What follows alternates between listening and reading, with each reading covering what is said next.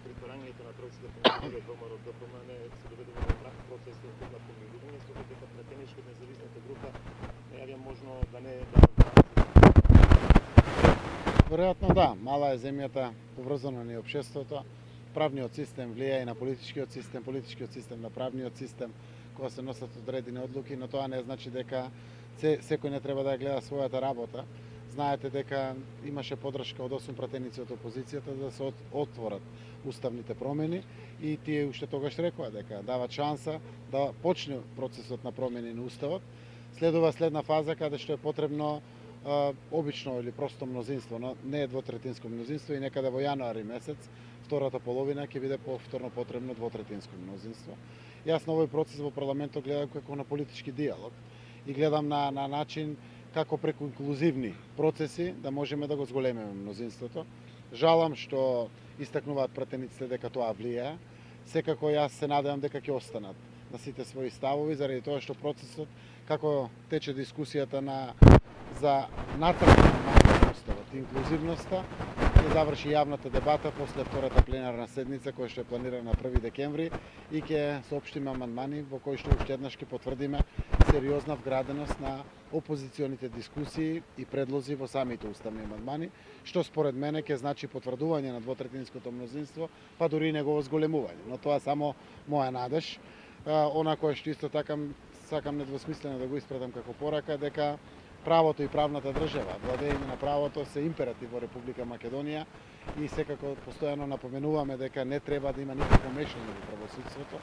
Понекогаш правосудните органи, јавните обвинителства, специјалното јавно обвинителство и судовите, гледајќи својата работа, веројатно влијаат некако на политичкиот процес, но јас верувам дека сите ќе се носиме со одговорноста која што имаме пред се ние политичарите, делот на парламентот, заради тоа што ова е неповратен процес кој што нуди шанса, кој што не треба да се пропушти и верувам дека Македонија ќе изнедри сила, буквално сите процеси паралелно да течат, без било кој еден на друг да направат штета во споставувањето и исполнувањето на конечната цел.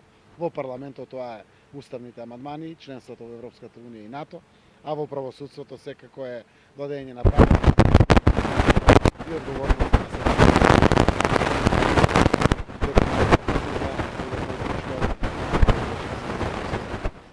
Разговаравте ли со 8-те пратеници од последното кога беше апсењето на Мијалков? Дали уопште на таа тема имате? Со некој од нив имаме воспоставено контакти, разговараме. Тоа беше пред се во духот на проекциите на продолжување на дебатата внатре во парламентот. Идната седница ќе се случи веќе дебата во парламентот за да можеме да направиме еден сублимат на дебатата од Уставната комисија непосредно пред одржувањето на пленарната седница која што почнува на 1 декември, затоа што со завршувањето на пленарната седница е испроектирана јавната дебата во Република Македонија, која што ќе се одвива со многу експерти, со МАНУ, граѓански организации и така натаму. Така да во овој процес и сами ќе дознаеме колку тоа обстојува двотретинското мнозинство, се намалува или се зголемува. Премиерот вистина ли е дека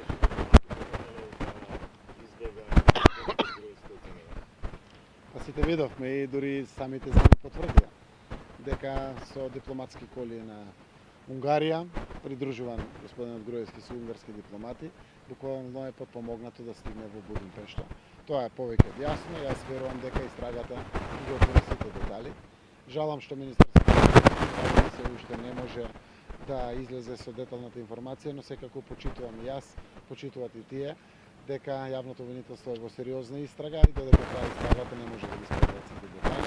Тоа што е возможно да се соопштува во јавноста, но сето тоа што представува ризик да ние расквалитетот на истрагата веројатно да се соопштува. Јас сум информиран, отприлика ги знам до сега до каде се стигнати работите од Министерството за внатрешни работи. Јас верувам дека многу брзо време ќе завршат со истрагата, да ги споделат сите детали што тоа се случувало во Република Македонија. Заради тоа што знаеме што се случувало во Албанија, во Црна Гора, во Србија и во Унгарија. Останува прашањето како тоа наши пријатели, 4 земји, тоа го дозволиле и секако останува прашањето како тоа 3 земји членки на НАТО, демонстрирајќи владење на правото, под наводници го кажувам, во време кога македонското општество, македонскиот парламент сериозно е фокусиран заради огромна аспирација со право да се биде членка на НАТО и на Европската унија, токму тоа се случува, но нели за тоа се истрагите, заради тоа се информациите кои се добиваат да бидат поделени со јавност. Значи, додека од Македонија помагале унгарските разузнавачи дипломати да избегат кон Албанија? Тоа е дел на истрагата кој што треба да заврши за да биде соопштен и од истражните органи и од Министерството за внатрешни работи. Денеска излезе една информација во медиумите дека непосредно пред напуштањето на државата Груевски последен со кој што се слушнав сте биле токму вие. Ваш коментар? Ама работа ќе испадне дека ние заедно тоа сме го договарале. Со господинот Груевски, од кога сум премиер, година и пол сум премиер, немам никакви контакти. Последните контакти беа кога беше заробен, заглавен парламентот во таа бесконечна дискусија, пред да се случат немилите настани на 27 април, и тоа беше таму во парламентот кога разговаравме да се одблокира процесот. Јасно е, двотретинското мнозинство постои, да не ја мачиме ниту Македонија, ниту македонските институции. Тогаш беа последните разговори. Јас тоа го демонтирав на медиумот кој што објави таква информација, тие го нотираат тоа во материјалот кој што го објавуваат секако, но еве, благодарам на прашањето, уште еднаш користам приликата да соопштам дека од кога сум премиер со господинот Груевски немам никакви комуникации.